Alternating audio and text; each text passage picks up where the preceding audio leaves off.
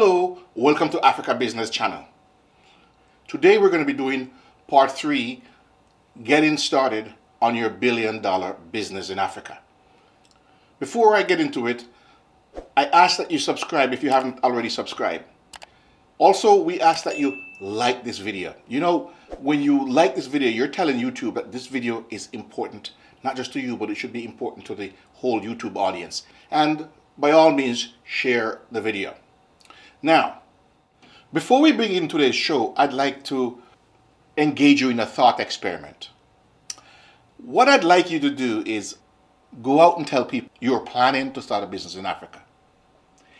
Capture whether the people are Africans or outsiders, the different reactions, each one, how do the Africans respond? If they're your fellow country person, how do they respond? Who gives you the most positive? Who gives you the most negative? And you come back and just put it in the comment section. Getting started on your business. One of the first things you're going to do when you decide to start a business is, should you register it? The answer is yes. You should register your business. Even if you're starting a small, operation where it's just, one employee, yourself. Register the business. You're going to need that registration or the business license to get or to access the financial world, the banking world. If you want to open an account for the business and so on and so forth. So you're going to need to register it. Let me ask you a simple question. How easy is it to register a business? Well, that depends on where you are. When we set out to register Kubwa in Nigeria, I want you to take a guess at how long it took us to get the registration. Was it 1 day, 5 days, 7 days, 2 weeks, a month? Let us know in the comment section how long you believe it took us to get the company registered. I'll let you know what the answer is a little further into the video. One of the big challenges, and this is going to be the first big test you're going to have. Registering a business in Africa is not for the faint of heart. In the US, if you want to register a business, you go online and within 2 hours you have a business registration. Not so in Africa. Let's walk through the process because you're going to need to know why it's taking you so long. And in many cases, you're going to say government bureaucracy and so on and so forth. Let's take a look at how some of these countries set up their business registration. Most people believe you just go online, fill out the forms, and that's it. Well, not quite. What do you mean not quite? Well, let me explain. So in the US or in any Western country, or even in Rwanda, if you go to register a business, okay, and you go online and you fill the form out, the whole process from the time you go on the site and you start that form till the completion, all of that is automated. In other words, all of that is electronic. But in many countries like Nigeria, Kenya, and so forth, the application itself is online. But everything else at the back is the same old manual process. In the old days, you would have filled out a form, taken the form in, pay your fee, and a week or two or a month or however long later, they'll send you the actual business registration. That is the original process. All these countries, most of them have done, is just simply put a web capture form. The rest of the process is exactly the old process. In other words, it's labor intensive. A typical thing that would need to be done is a name search when you go to register a business. You can't obviously have two businesses with the same name. So that process in many of these countries, it's manual. You heard me right, it's manual. To write a little program that would scan through a list of 1 million company names would take maybe a day or so to write a program that would scan through 1 million and tell you whether or not that name exists or a name like it exists. But in most African countries, as I said, it's a manual process. And that, my friend, is why so many businesses take a hell of a long time to get registered. Now, it took us 6 months to register Kubwa in Nigeria. I kid you not, 6 months. That is why I'm saying if you are going to start a business in Africa, you're going to have to be patient. You're going to have to be more determined than the obstacles that are going to be put in front of you. Now, to register Kubwa in the United States took us less than 2 hours. There's no human intervention. That is why it's faster. So when you see these government ministries with their fancy looking website, behind that fancy looking website is the same old manual process. You see the website and you think it's the same as, other countries that have the automated process. No, it's not. Your first big frustration is going to be registering your business. You have to be persistent. And it's worth being persistent. Now, let me talk to governments a little bit. African governments, what on God's earth are you guys doing? You can't put a website or a web form in front of people and then have the back end of it not be automated. You got to go the full process. You can't do half process. Okay? You have to, as much as you can, eliminate that because you want what's called efficiency. Now, I know efficiency is a bad word in Africa, but efficiency is what is going to make the difference. It took us 6 months because we were determined. But somebody who's less determined is going to say, you know what, it's not worth the hassle to start this business, and they're going to walk away.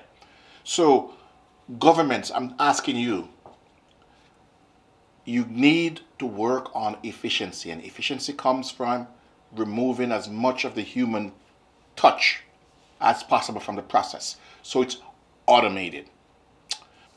Let's talk about the next obstacle that you're going to face. Should you get a business partner? Partner is somebody who comes in to the business and you're going to work the business together.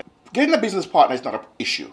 It's to make sure that you have the paperwork set up properly. What do I mean by paperwork? So imagine a scenario where you and a partner decide you're going to start this business and you're going to go in it for 50-50, half and half, right?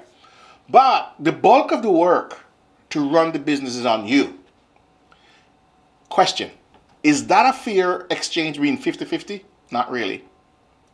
So it's important that when you have a partner that you define fully what the partners are going to do, each partner is going to do. And how do you do that? By simply discussing it and writing it down. You need a partner agreement. It's not that complicated. You need a partner agreement. And it can be as simple as writing down something and say, okay, partner A and partner B, these are the roles and responsibilities of partner A and partner B. And this is, in terms of who gets what and what percentage, you just put that down there. Now, here's what you're going to do, because a lot of people say, well, okay, I have to go get a lawyer and do all of that stuff. And if you can get a lawyer, it's the best way to do it. But if you are on a bootstrap and you can't afford a lawyer, here's what I would suggest. Okay? I'm not giving you legal advice. I'm just telling you, this is what I would do if I were in that situation. What I would do. So what I would do is I would simply draft up this agreement, put 2 locations, one for me to sign and the other partner or partners to sign, but I'd also have a section for 2 or 3 witnesses. Somebody who's going to look and see when we're signing this, when we're all signing this. And they're going to sign it as well as witnesses, meaning that they saw us actually sign this. And the reason for that is because if down the road there's an issue, you can at least go to court and say, look, these people here, these witnesses saw this signature, saw the signing of this document. But by all means, make sure it is written down. Don't ever start a business, don't ever get into a business where it's just a word of mouth. Somebody tells you, okay, I'm going to give you this, or here's, your share is this or that. No. You're starting on a $1 billion journey. You got to start right. If you already have a business, a partnership, for example, and it's not defined, you need to go and get that defined as quick as possible. And the reason for that is because When the business is small, it's much easier for people to agree on who gets what. When that business gets bigger, it's going to be much more harder for people to agree, and especially, when greed sets in, right? So you want to get that sorted out. So from a partnership perspective, define clearly what each partner does and what each partner is responsible for. Now, let's go on to the third thing. Money. You're going to need money. So where are you going to get your source of funds? Here is what I would suggest when you're talking about starting a business. I would recommend you start small, where you do all the financing if you can. If you can't and you need funds from other people, then you're going to have to get funds from other people. But here is what happens when you take money from people, especially if they are where the money is an investment in the business. And I'm not talking about professional investors now. I'm talking about people family members, friends, who put money into your business. So if you're going to get money from somebody, your chances are you're going to have to pitch the idea to somebody. I want you to keep in mind that the first 2 or 3 people you talk to, they might turn you down. It's natural to get discouraged when you see or when you experience that thing. That is very typical. What's happening to you, or what happens to a lot of people, it is just part of the process. Sometimes the people who you pitch the idea to are just not in a space where they can understand, or they might not even be in a position to invest. So you have to be, when somebody responds to you to your pitch, you have to tell yourself, if it's negative, that it's just one person's opinion. Many large businesses, Facebook for example, people had opportunities to invest in them and people turned it down because they thought, what's this social media Facebook thing? They didn't know at some point that Facebook was going to be the thing it is today. So even professional investors sometimes miss the mark.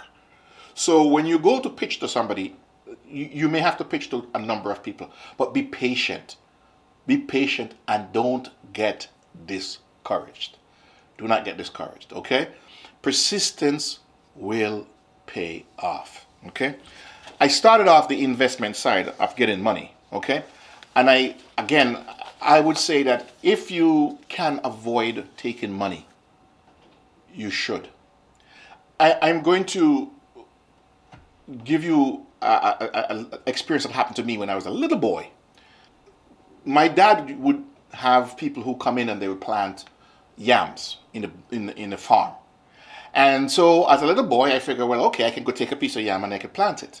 So here's what I did. I took a piece of the yam and I went out to one of the field and decided I'm going to plant it. So I planted the yam. But little me thought that somehow after I plant the yam, the next day the yam should be grown. Well, the next day I came, I didn't see any yam, so I dug it up to see if the yam was growing. It didn't change. I planted it back, come back the next day, and dug it up again. And I repeated that process for about a week. Then I forgot about the yam. A year later, I remembered and I said, that yam that I planted, let me go see what's going on with it. When I got there, I saw this huge thing. I'm like, wow, the yam actually grew. During those times when I was digging up the yam, that's because I didn't know much about yam. I was very young, 5 years old. So curious me thought, hey, yam would grow in a week. When you are taking money from people who are putting the money into your business, some people are going to be like the 5-year-old me, and they are going to get really nervous with their money. And unless you are prepared to deal with their nervousness or their, whatever it is that's causing them to ask you a million questions every week, how is the business doing? How's the business doing? Unless you are prepared for that, then I would suggest that you try to start the business on your own, and over time you scale it, because any business that's small can be scaled. And you don't have to have that extra pressure. If you have not already done so, please subscribe to this channel. And if you have not liked the video, please like the video. You're telling YouTube this is a very, very important video. So please join us in the next video where we cover how to market the products that you are going to be making. Thank you for watching.